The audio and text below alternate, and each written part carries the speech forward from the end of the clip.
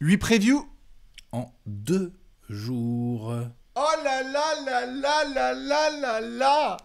La la. La la la la la la. Comment C'est ça le va, retour. Alex? C'est le grand retour de ces messieurs les cactus en playoff. Tout à fait. Comment ça va, Alex? Bon, écoute, ça va nickel. Franchement, ça va nickel. T'as les Suns en prime time français qui vont venir écrabouiller les audiences de la télé et du sport en général. Ouais, de l'histoire du sport d'ailleurs, de l'histoire du sport collectif. Non mais c'est vrai, on va pouvoir parler de tout ça en long et en large parce que ce dimanche il y a du gros match en direct et on va pouvoir le commenter. Alex il est chaud, il a sorti la casquette, je sens que les gens se frottent les mains parce qu'ils veulent voir la preview de cette série. Suns Lakers, on va faire la présentation de cette incroyable série tout à fait en long et en large. Alex il a pris toutes ses notes, il prépare déjà ses petites analyses fines et ses expertises. Vous connaissez comme d'hab le modèle, ce sont les 8 previews en 2 jours. Il y en a déjà un paquet qui sont sortis. On vous a fait des surprises le vendredi soir. On continue ce samedi en vous bombardant de plein d'analyses. Il y a déjà 1, 2, 3, 4, 5 previews qui sont sortis, si je dis pas de bêtises. C'est ça, c'est la 6e, ouais. Il en Exactement. restera 2 derrière. Et vu qu'on le fait dans l'ordre chronologique, nous sommes obligés de passer sur ce fameux dimanche. C'est demain, match à 21h30. Je vous rappelle, pour celles et ceux qui n'ont toujours pas noté, que le rendez-vous de l'histoire de l'humanité, comme le dit Alex, c'est sur la chaîne YouTube de Trash Talk ce dimanche. On va le commenter, on va se faire plaisir. Voilà, bah ceux qui savent pas, celles et ceux qui savent pas ce que c'est un alignement des planètes, c'est ça, c'est ce qu'il y a à l'écran là. Exactement. Voilà, c'est un alignement des planètes. Tout à fait. 2 matchs de playoff commentés en direct, donc Suns Lakers pour commencer à 21h30. Ensuite, pendant 1 heure, on va faire nos petites prières pour ensuite enchaîner sur Knicks Hawks. Ça va être bien, non? Ça va être nickel. Ça peut être... En plus, les deux peuvent être des super matchs. Ah bah, je suis certain qu'on va se régaler. Et donc forcément, vous le savez, là je vais lâcher le fauve dans l'arène dans quelques secondes. Je termine évidemment avec les présentations de cette preview. On vous attend dans les commentaires à fond la caisse. Qu'est-ce qui va se passer? Est-ce que les Suns, première fois de retour en playoff, vont éliminer les Lakers? Est-ce que Los Angeles, le grand frère, va arriver et taper dans le dos des Suns? On va garder évidemment la même trame, hein, comme d'hab, dynamique des deux équipes. Puis ensuite, on fait le point tactico-technique. Après Alex, on se penche sur un joueur. Et enfin, on termine avec le pronostico. Exactement. Hein, il famoso. Oh, regardez-le! Je sens qu'il va vouloir déchaîner les enfers. Et justement, on commence tout de suite avec la dynamique des deux équipes. Comment ça se passe? Finalement, celle des Suns, c'est assez simple à analyser. Elle est excellente. Je veux dire, il y a la dynamique, hein, je parle. Hein. Je te laisse sur la preview, je reviens. Non, mais elle est excellente. Je veux dire, attends. Bien sûr. Ils font une saison de malade, les Suns. Ça joue trop bien. Alors après, on va en parler dans la preview, sur des choses, des individualités. Il y aura des hauts, des bas. La saison de Booker, par exemple. Bien sûr. Ou certains, les petites blessures, Ayton, Saric. Ok. Mais globalement, ce que les Suns ont proposé du début du jour 1 au dernier jour de la saison régulière, c'est de la superbe ouvrage. Ah bah je pense que c'est large au-dessus de même les plus grands rêves des fans des Suns cette saison. Quand on parlait en décembre dernier, je pense que même toi et tous les copains qui suivent les Suns depuis des décennies ne pouvaient pas dire oui bien sûr deuxième de l'Ouest. Non mais 70% de victoire. 70% de victoire, c'est une énorme saison. Et la manière. Exactement.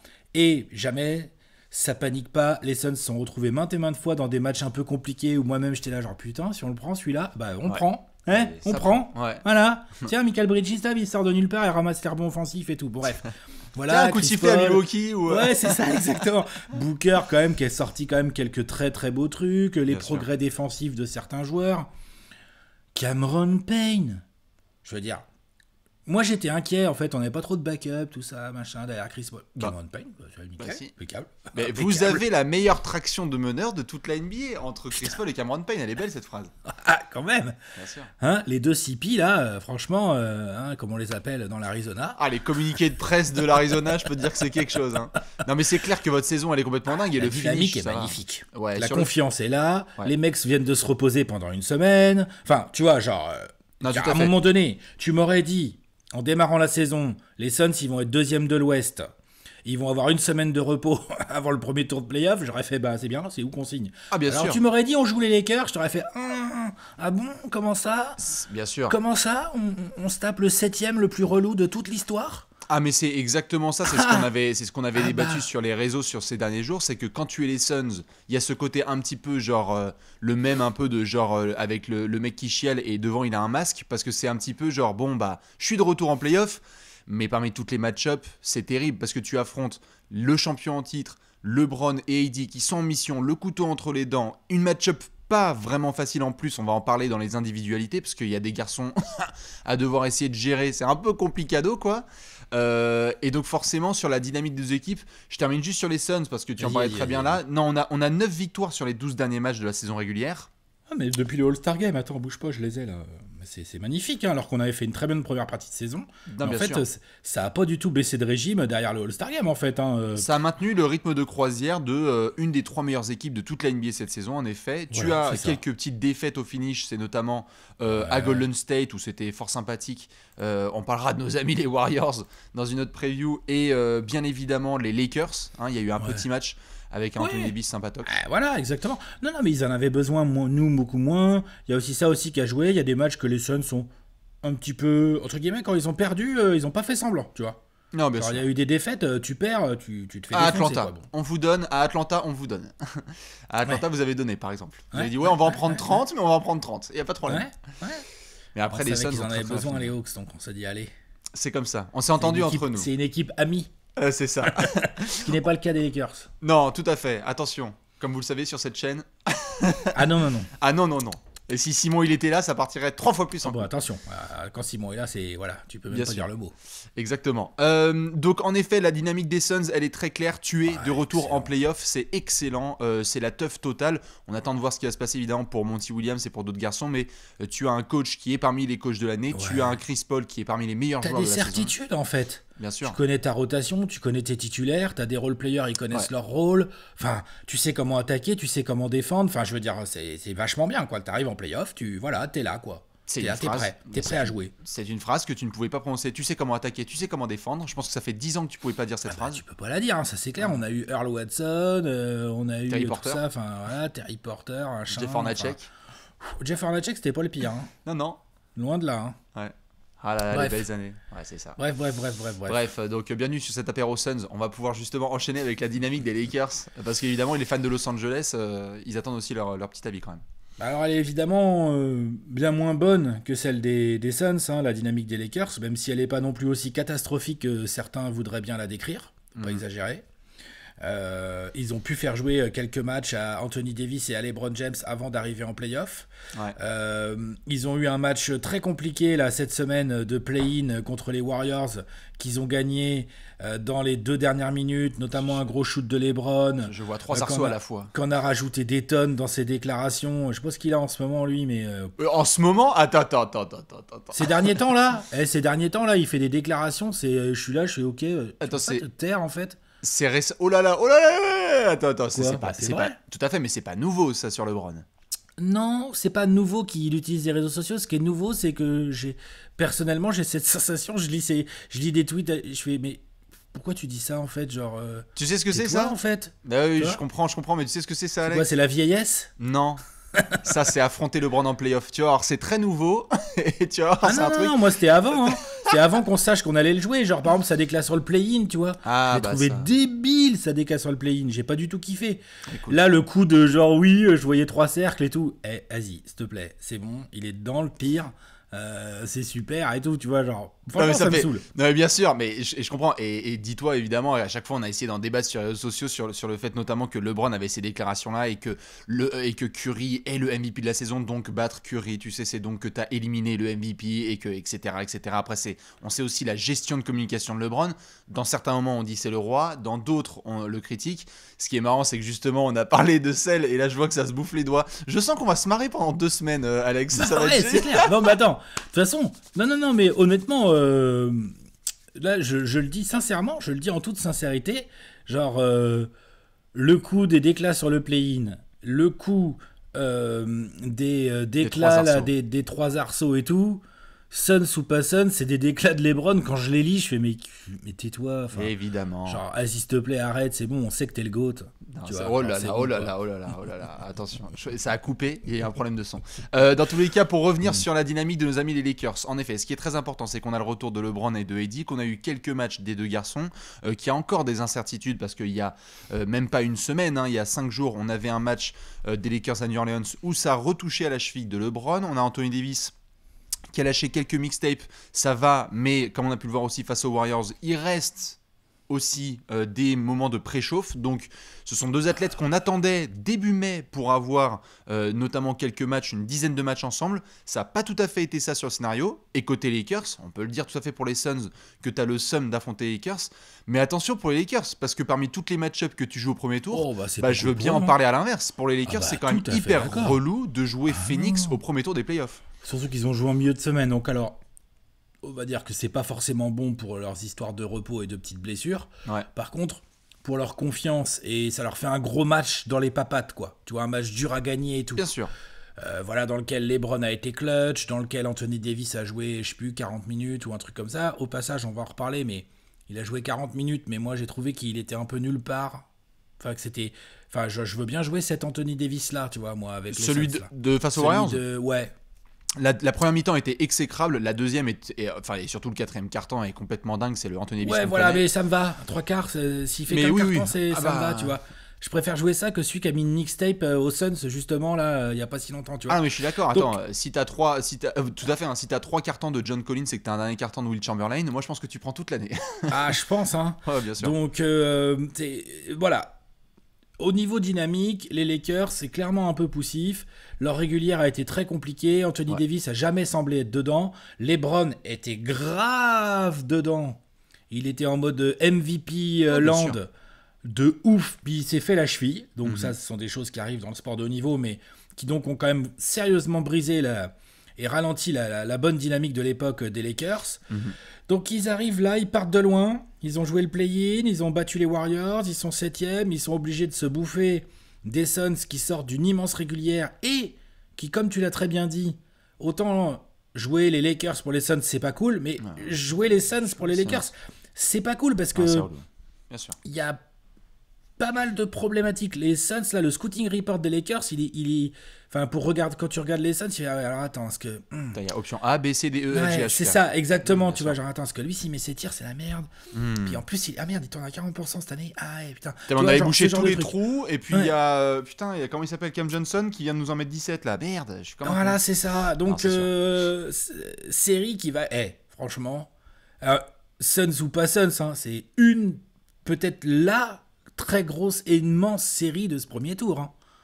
On parle d'un champion en titre qui joue le deuxième de conf. Tout à fait. Il y a des Hall of Famers sur le parquet. Hein. Ah mais bien sûr. Non mais il y a du monde. Il y a LeBron qui va affronter évidemment Chris Paul. Il y a des Hall of Famers sur le parquet. Quoi. Bien sûr. Regarde comme il est content. Bien sûr. Mais il y a un Suns Lakers en série de playoffs avec des Hall of Famers sur le parquet. Quoi. Tout à fait. Elle est belle. Bien sûr. Après, moi, comme évidemment, je mets la main, c'est parce que je retiens mes fauves, mes amis les Knicks qui vont affronter les Hawks aussi. Je sais que c'est pas le même cachet sur le terrain. Ça n'a rien à voir. Ce n'est pas le même cachet, mais en termes de hype sur le premier tour, je peux te dire qu'on va en faire la preview et tu vas comprendre. Sûr. Non, ça va être mais bien sûr, mais je fais exprès de faire. Mais oui, non, mais attends, il y a le Bucks Heat aussi. Le Bucks Heat. Quand même. Non, mais voilà. Mais ce que je veux dire, voilà, il y a une ambiance, il y a un contexte, il y a une preview là qui va durer à peu près 1h45. C'est ça. Et donc c'est quand même cool, quoi, tu vois. Non, évidemment. Je rappelle pour terminer dans les dynamiques, puisque après on va devoir enchaîner sur le point tactico-technique, que monsieur Anthony Davis est arrivé gentiment dans les déclarations, lui aussi dans les déclarations game juste avant ce week-end, puisqu'il a dit le Game 1 à Phoenix, on veut le prendre, c'est comme ça que ça se passe, on veut reprendre le home court advantage dès le premier match. Hein, faut lui fermer sa bouche à celui-là. Regarde, let's go. Du sel à foison. Ça retrousse les manches. Bien évidemment, Alex. Regarde, attends. J'ai dit je lâcherai les fauves au fur et à mesure. On va devoir enchaîner, bien évidemment, tout de suite sur le fameux... Scott Foster qui va arbitrer le Game 1, non ? Non. Ils viennent avec Scott Foster ou pas ? 3, 4 et 5, on a dit les games. 3, 4 et 5. C'est Bob Fitzgerald. Avec Tony Brothers et Scott Foster. On va aller voir arriver à Phoenix. Les mecs, ils vont se retrouver pendus à un cactus, là, ça va être vite réglé. Attends, mais on les connaît. Hein. Cette preview va être. Simon, il est d'accord avec moi. Cette preview va être n'importe quoi. Et tu me laisses la même sur les Hawks. Hein. Sur les Hawks, je vais partir en couille, je préfère le prévenir. Non, évidemment, pour essayer de faire les timers, parce que sinon après, je vais être comme un connard dans la préparation de cette vidéo. C'est le moment du point tactico-technique. On sort le hashtag. Le hashtag, bam, clac. Exactement. C'est parti. Allons-y, parlons tactique. Dans cette section, comme vous le savez, on fait semblant de s'y connaître en basket et on sort plein d'analyses fines et d'expertise. Vous pouvez nous dire, vous, qu'est-ce que vous avez surveillé. Alex, le terrain est à toi. Qu'est-ce que tu vas regarder en premier, hormis les contours de Devin Booker? Il y a tellement de trucs tactiques à regarder dans cette série, mine de rien. Je vais prendre l'élément qui me semble être peut-être la plus grosse clé de cette série. C'est la réussite au shoot extérieur des role players. C'est-à-dire que des deux côtés, on a des équipes construites autour de deux joueurs dominants, plutôt qui aiment avoir la balle dans les mains quand même fort, quoi, tu vois. Hein. Et des très bons role players qui ont des, comme leur nom l'indique, des rôles bien précis. Et tu as par exemple côté Lakers, tu as du Kentavious Caldwell-Pope, du Wes Matthews, du Kyle Kuzma, du Alex Caruso. Donc des garçons, là je regarde un petit peu les stats. Kyle Kuzma, il a mis 36% de ses 3 points. Caldwell-Pope, il a mis 41% de ses 3 points cette saison. Caruso, il est à 40%. Wes Matthews, il est où ce grand garçon? Il est qu'à 33% lui, tu vois. Bref, voilà, ce genre de gars. Il monte en température sur la fin de régulière. Exactement, puis il a de l'expérience et tout. Je surtout pas le laisser shooter, hein, c'est pas ce que je dis. Mais justement, ces gars-là vont, de manière assez régulière, se retrouver à devoir conclure les attaques de leurs équipes. On a deux équipes qui jouent pas très vite forcément, qui aiment le demi-terrain, deux équipes avec, pardon, mais là on a un duel de gestionnaires, là ça va quand même être quelque chose. Hein, on a un petit duel de gestionnaires là entre Chris Paul et LeBron. Après t'as des stars plus jeunes, Booker, Anthony Davis, tu vois, qui sont moins des gestionnaires mais qui sont très forts au scoring, mais là, j'ai cité les mecs des Lakers. Côté Suns, tu as Crowder qui va avoir des shoots à mettre. Tu as Cam Johnson qui va avoir des shoots à mettre. Tu as Mikal Bridges, Cameron Payne qui vont avoir des shoots à mettre, tu vois. Et la réussite de ces gars-là qui sont quand même très nombreux et qui sont tous des shooters capables. Hein, bien sûr. Là, va falloir les mettre. Et je pense que l'équipe dont les role-players vont le mieux shooter va prendre une option de ouf sur la win dans la série. Après, non, c'est clair. Évidemment que je sais pas moi s'il y a une blessure ou un truc, enfin il y a d'autres paramètres, il y a je sais pas si LeBron il se met à écrabouiller la série, ça va être plus compliqué pour les Suns et ainsi de suite et ainsi de suite et ainsi de suite. Bien sûr. Ils vont avoir les shoots. On a deux bonnes défenses, hein, ça rigole pas au niveau défense. Hein. Donc quand tu vas en avoir des ouverts, ça va pas être si souvent que ça finalement, tu vois. Va falloir les mettre. Voilà. Les Crowder dans le corner, les Mikal Bridges dans le corner, les KCP à 45 comme il aime bien là, quand LeBron il renverse après les drives, là tu sais on la connaît celle-là et tout, et ainsi de suite et ainsi de suite. Ou quand Anthony Davis, est-ce que tu doubles Anthony Davis pour laisser Wes Matthews shooter? Est-ce que tu laisses les mecs se démerder avec Anthony Davis? Enfin, il va y avoir, voilà, le paramètre réussite au shoot à 3 points ou périmètre des role players est crucial à mon avis. Non, c'est clair, il faudra surveiller ça tactico-technique. Il faudra suivre ça de très près. C'est marrant que tu mentionnes notamment au niveau du scoring parce que c'est vrai qu'on a deux équipes qui sont très très fortes défensivement, capables de justement de retrousser leurs manches. On le sait évidemment que la lumière va être super brillante et que il faut à ce moment-là rentrer ses shoots. Tu n'as pas la possibilité vraiment de te laisser 1 ou 2 matchs pour préchauffer. Non, il faut être fort d'entrée. Et tu sais déjà que ce que vont faire des gars comme Chris Paul, Devin Booker, Anthony Davis, LeBron James, enfin du moins tu sais ce que tu peux attendre de leur part en termes de contribution. Et donc forcément, c'est vrai que ça va être hyper intéressant. Mais t'es d'accord avec moi que le soir où KCP il est à 4 sur 5 de loin, c'est relou. Ah non mais c'est sûr, de toute façon c'est ça que je veux dire, tu vois. Tout à fait, mais il va y avoir relou pour les Suns, vous m'avez bien compris. sûr, il va y avoir dans cette série, il va y avoir, tu le sais, dans la liste, c'est limite des brouillons. Il y a déjà, putain, KCP, j'avais oublié que c'était le 3e meilleur joueur des finales NBA 2020 et allez, il est à 5 sur 6 à 3 points. Et puis putain, c'est vrai que Kyle Kuzma en fait en scred, il nous fait une saison quand il veut. Il a mis encore ses 18 points. On a à peine parlé de Dennis Schroeder parce que c'est aussi un garçon, on va être là genre Dennis Schroeder, c'est une montagne russe, hein, mais le soir où il met... parce que je le considère pas comme un shooter extérieur, il va avoir d'autres responsabilités, c'est ça que je veux dire. Non mais tout à fait, mais si je le mentionne, c'est parce que tu le sais comme moi, et Chris Paul est bien conscient de ça vu qu'il l'a côtoyé au KC. Le soir où Dennis Schroeder, il est tu sais dans son siège là, et il commence à mettre ses 3 points. Alors là, ouais tout à fait, mais je veux dire par là, quand il met ses 3 points, les lignes de pénétration après c'est horrible. C'est horrible. Et de la même manière pour les Suns que si les Crowder et les Bridges commencent à planter de loin. ah bah ça va souffler un peu mieux Bien côté sûr. Chris Paul et Devin Booker, tu vois, Non, je suis c'est d'accord. juste logique en fait. Je suis d'accord. Les shooters, évidemment, les role-players, ça va être très important à surveiller. Moi, je t'avoue que en termes points tactico-techniques, en termes de points tactico-techniques, je vais partir sur une petite note que je m'étais mis de côté, en sachant qu'on allait tourner cette preview. C'est ce que j'appelle entre inexpérience et exécution. Évidemment, il y a un garçon dont on va parler qui s'appelle Monsieur LeBron James, hein, au-delà de ses déclarations. On a un duel avec Chris Paul, on a des duels entre coachs qui ont quand même un bout d'expérience. Hein. Monty Williams, il n'est pas là depuis avant-hier, Ouais. Frank Vogel aussi. Ouais. Et donc, on a deux visages assez intéressants. Parce que côté Lakers, on a cette expérience. On a des gars qui ont fait tellement de playoffs et de compétitions internationales qu'on ne sait plus quoi faire en termes d'expérience. Côté Phoenix, il y a des gars, certes, qui n'ont pas peur de ce genre de situation. Chris Paul, à mon avis, Dario Saric, tu le mets en playoff, il est tranquillou. Et Crowder Jay Crowder, aussi. évidemment, c'est pareil. Il va y avoir des gars qui vont faire le travail là-dessus. Même Torrey Craig a fait 2-3 choses avec les Nuggets. Donc, Mais c'est vrai qu'il y en a beaucoup moins quand même côté Suns. Hein. mais il y en a beaucoup moins côté Suns. Et donc, ce qui est intéressant, c'est de voir déjà, côté Phoenix, comment ça va réagir face à des situations chaudes. Les coachs le disent souvent, et les joueurs aussi. Quand tu te retrouves en playoff, la lumière, elle est très très forte. Il y a beaucoup de gens dans les tribunes. Ça devient totalement différent de la saison régulière. La pression est différente. Comment les Suns vont réagir face à ça? Est-ce qu'on va avoir des matchs où justement on va se dire genre, ah, bon, excellente saison régulière, mais là ça se voit, ils se sont fait avoir comme des petits frères. Parce qu'il y a cette image un petit peu de grands, là de patrons, les Lakers, qui doivent essayer de se rattraper de leur saison régulière en donnant une leçon entre guillemets aux Suns. Une leçon dont on va donner le score par la suite et on va voir. Si ça se trouve c'est Phoenix qui passe, si ça se trouve c'est les Lakers. Mais je pense que d'un côté, les Lakers ont envie d'appuyer là où ça fait mal, c'est-à-dire, comme tu l'as bien dit, on ne sait pas en termes de scouting vraiment quel trou au pluriel boucher. Mais par contre, il y en a un où c'est sûr et certain on peut appuyer, c'est l'expérience. Donc il faut qu'on ait du vice. Donc si Devin Booker, par exemple, c'est ses premiers playoffs, Ah ouais, il va être et il ciblé. a Hein. exactement, et il prend une petite faute un peu rapide dans le premier quart-temps, ça va cibler la Ça deuxième. va jouer sur lui. Ça va cibler la deuxième. Et il y a des gars qui vont savoir comment faire. Et s'il est question de flopper rebond, ils vont le faire. Ils ont toutes Même ces Michael choses. Bridges, hein, c'est un super défenseur, mais il est jeune. Mais donc, il est jeune, exactement. non, bien sûr. Donc il y a des gars qui vont en profiter, sûr et certain. Et donc côté Lakers, c'est ça. Et quelque part, côté Suns, bah, il y a un niveau d'exécution qui a été assez exceptionnel sur toute la saison, que ce soit de la première à la dernière minute. Dans le Money Time, ils nous ont montré une capacité, même en tant qu'équipe construite là récemment, hein, je veux dire il y a 8 mois, on parlait de Kelly Oubre, de tous les gars qui étaient autour de Ricky Rubio et Devin Booker, donc c'est un nouvel effectif quelque part. Enfin, il y a des gars qui sont là depuis Il y longtemps. a le Mais... noyau, il y a quand même un noyau, je veux dire, qui est quand même là depuis un petit moment. Ah, bien depuis sûr, quelques mais tu saisons. vois ce que je veux Oui, dire oui, en oui. termes de groupe nouveau qui débarque en deuxième de l'Ouest, c'est pas la même story si tu veux que le Jazz par exemple. Ah non, tout à fait. Et dans ce contexte-là, moi j'ai été halluciné, on en a parlé combien de fois, tu le disais tout à l'heure, de ce...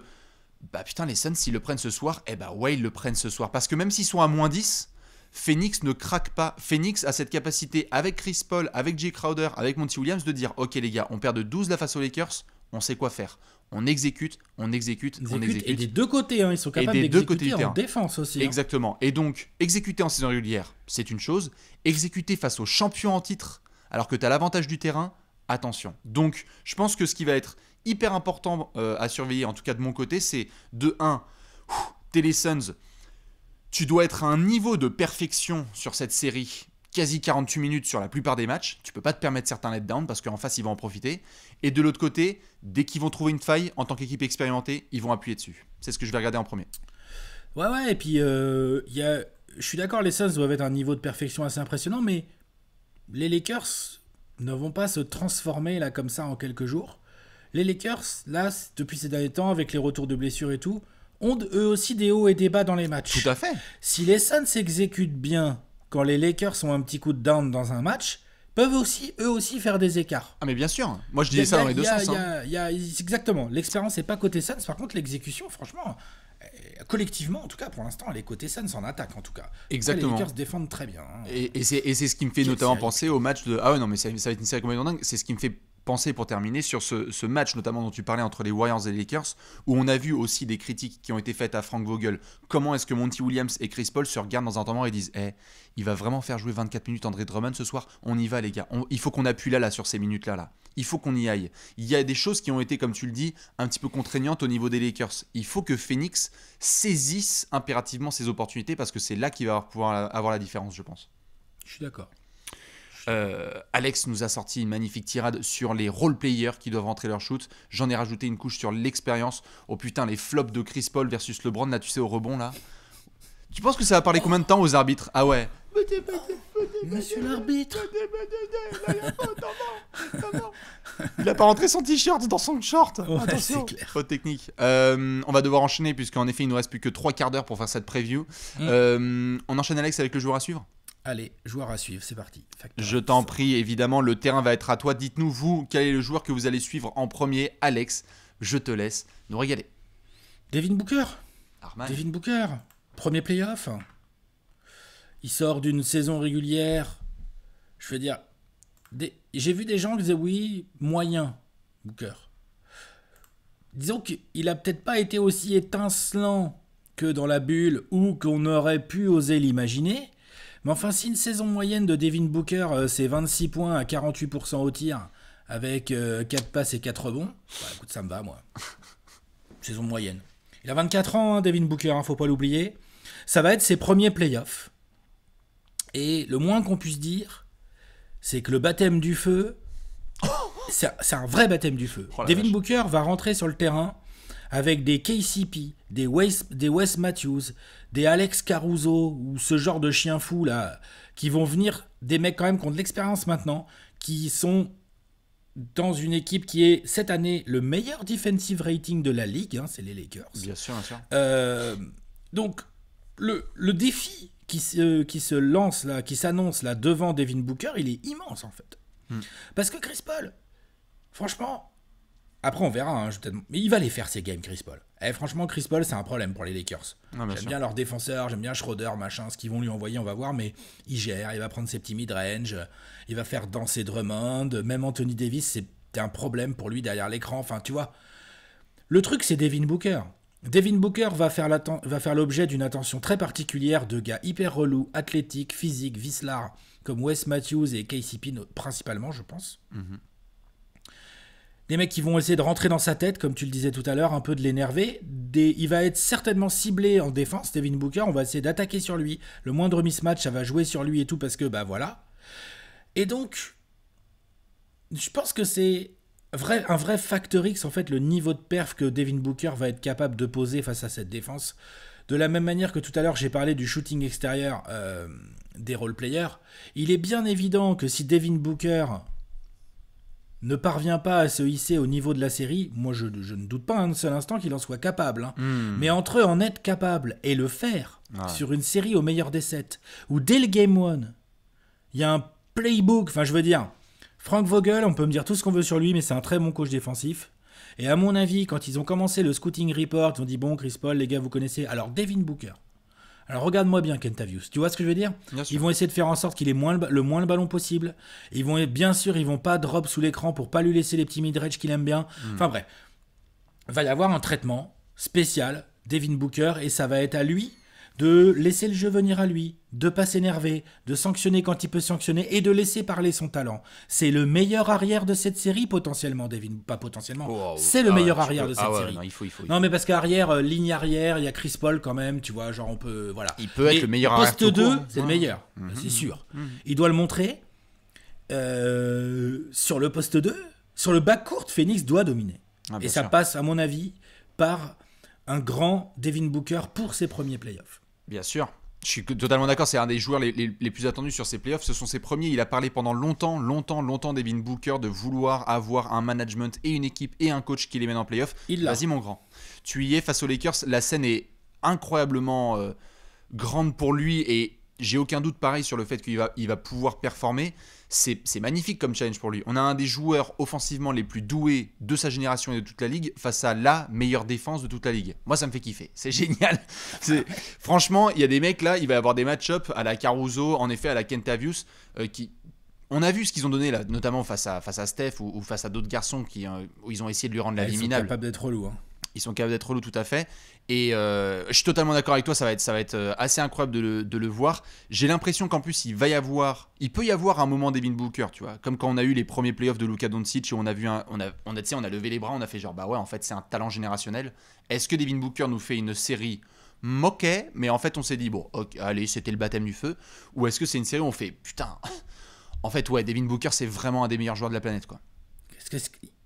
Vu le style de jeu des deux équipes, vu leur capacité à exécuter, il y a quand même des chances qu'on se tape des matchs serrés. Ah, bien sûr.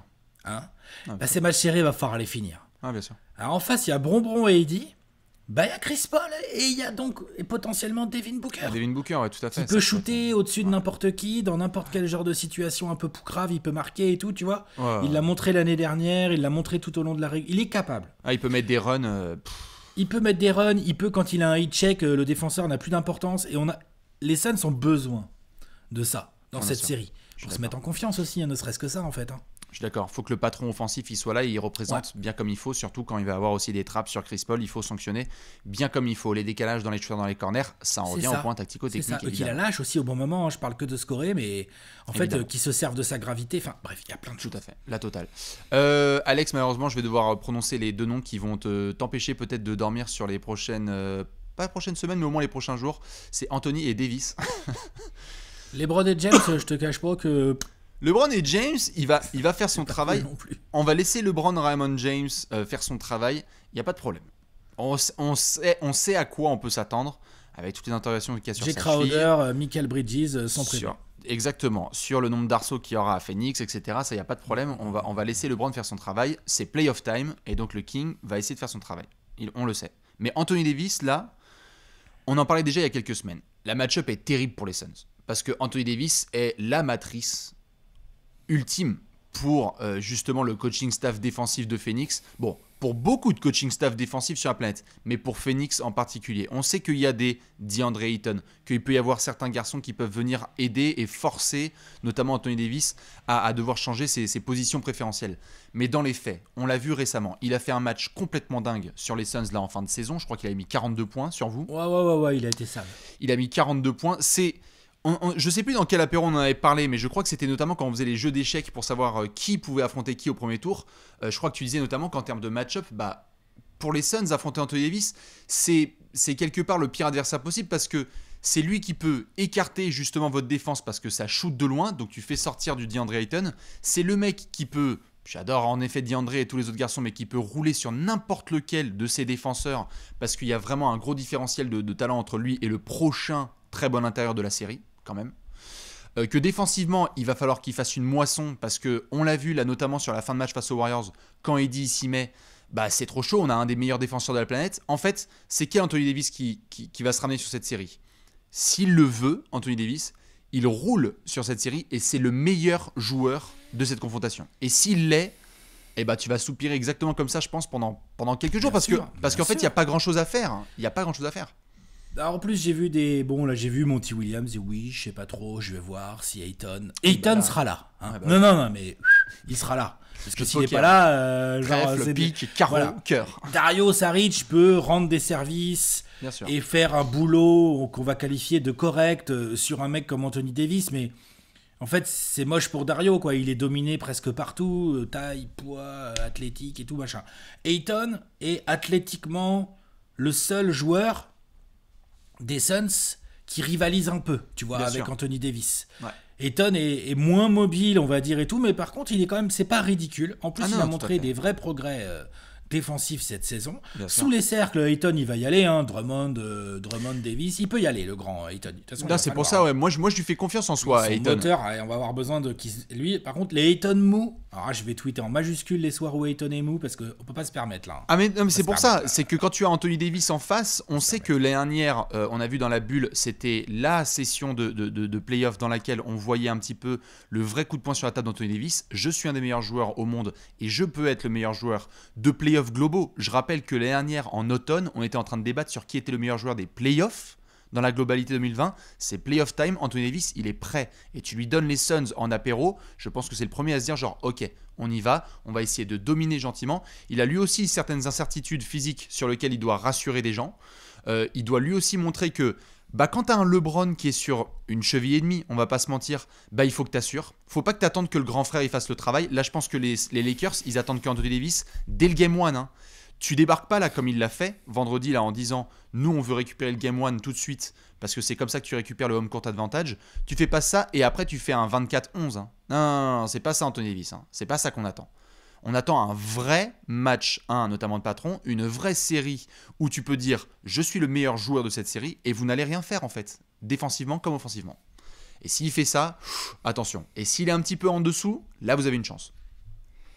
Oui, et puis après, je veux dire, le problème c'est la match-up qu'il propose. C'est-à-dire que, comme j'ai dit, ni Saric ni Ayton ne sont vraiment bien adaptés pour moi, personnellement, je mise plus sur un Ayton.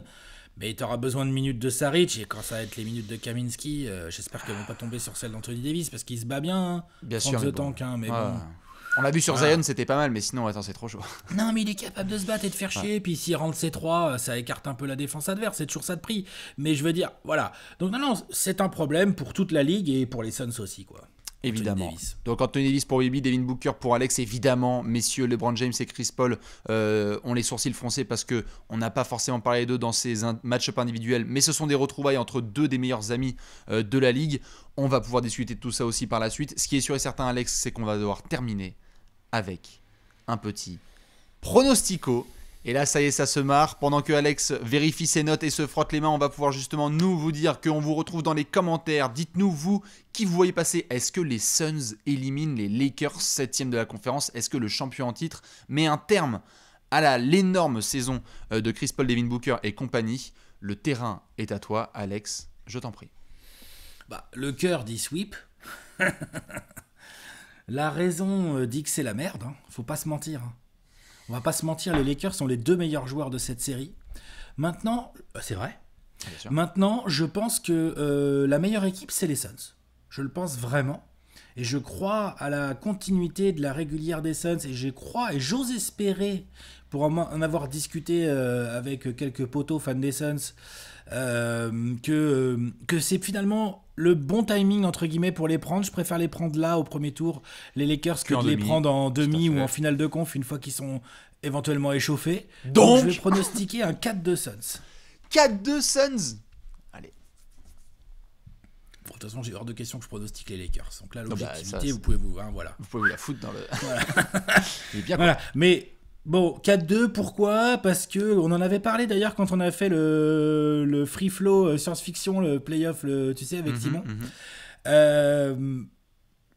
Si je peux éviter un match 7, même à la maison, je l'évite, je suis chaud. Je suis chaud pour l'éviter en fait. Donc 4-2, c'est bien. On va finir à Los Angeles, moi ça me va bien, moi c'est pas loin. Franchement, Phoenix, c'est un peu la grande banlieue de Los Angeles, quoi, Phoenix. Ah oui, Game 6, toi tu finis ça là-bas, tu claques la porte, tu passes le balai. Ah oui, bien sûr. Bon, franchement. Mais allons-y.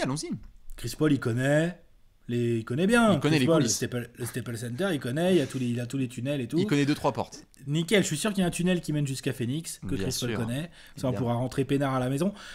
4-2 Suns, les Suns vont... Anthony Davis, c'est sûr, c'est un gros problème, mais est-ce qu'il est capable de nous faire une série avec tous les bons matchs, Anthony Davis? Je suis pas sûr. Les Suns ont montré plus de régularité, les Suns sont capables de jouer dur. On a parlé de Devin Booker, on a parlé de la qualité de gestion, évidemment, de Chris Paul et tout. Moi, j'aime bien aussi ce qu'ont montré les Suns dans l'attitude tout au long de la saison. Non, bien sûr. Il y a de la tête de con, ça va pas se laisser faire. Ça va pas se laisser faire. Donc... l'exécution, j'y crois, il manque l'expérience, c'est pour ça que je mets 4-2, quoi. Non, mais 4-2 Suns, ça passe, 4-2 Suns. Écoute, j'ai envie de dire, en tout cas, on te le souhaite. Et moi, tu sais que je suis fan du chaos. Confiant. Non, bien sûr, mais tu sais, je dois le reconnaître. Je suis fan de la crise, du chaos et de l'apocalypse, donc j'espère que ton pronostic va se réaliser juste pour être là et faire l'apéro qualification des Suns en demi-finale après avoir sorti les Lakers champions en titre. Bon bah là, je vais quand même devoir donner mon pronostic et ce sera 4-3 Lakers. Donc série serrée quand même aussi, toi. Donc série serrée parce que Phoenix a trop de capacité à se réajuster. Même si tu perds le Game 1 à domicile, comme on vient de le parler, etc., tu vas avoir des Suns qui se ramènent au Staples Center. Ouais les gars, on peut en prendre. Bien sûr qu'on peut en prendre. On a déjà été capable, on va aller le prendre. Je dis 4-3 Lakers. Je pense que la marche est un petit peu trop haute. C'est terrible comme tirage pour les Suns. C'est terrible comme tirage pour les Suns. Et c'est pour ça que tu vas taper cette tête. Mais je suis obligé de dire 4-3 Lakers pour des raisons simples. Je pense que l'expérience des Lakers va être montré là notamment dans des moments clés de la série, lorsqu'il va falloir forcer les choses, lorsqu'il va falloir justement pousser la série au maximum, lorsqu'il va falloir faire la différence. Je pense que LeBron et AD sont, j'aime bien Chris Paul et Devin Booker, mais ce sont très clairement, comme tu l'as dit, les 2 meilleurs joueurs de cette série. On est en playoff. Le collectif est certes plus rodé, huilé du côté de Phoenix avec une meilleure dynamique, mais côté Lakers, je pense que là, ça y est, les mecs ils sont prêts, ils attendaient une seule chose, c'est les playoffs. Ça suffit le play-in tournament, ça suffit la saison régulière. Maintenant, on est là où on doit être. On a envie de faire le back-to-back, et donc ça passe par un très très gros challenge pour les Lakers qui, je pense, ne conçoivent même, ne peuvent pas concevoir en fait un scénar dans lequel ils se font éliminer au premier tour, Bah non. malgré des soucis de cheville, malgré des soucis d'irrégularité, etc. Je pense que même les Lakers vont aussi se regarder dans la glace et se dire, bon, ok, s'il faut qu'on joue 2 minutes André Drummond par match, on va le faire en fait. Parce qu'on se rend compte vraiment des match-ups sur lesquels on doit appuyer fort. Il y a trop, je pense qu'il y a beaucoup trop de contrôle du match et d'une série de playoffs de la part de LeBron et d'AD. Ils l'ont montré par le passé. LeBron à lui seul l'a montré combien de fois par le passé. Et je crois que si c'est en 7...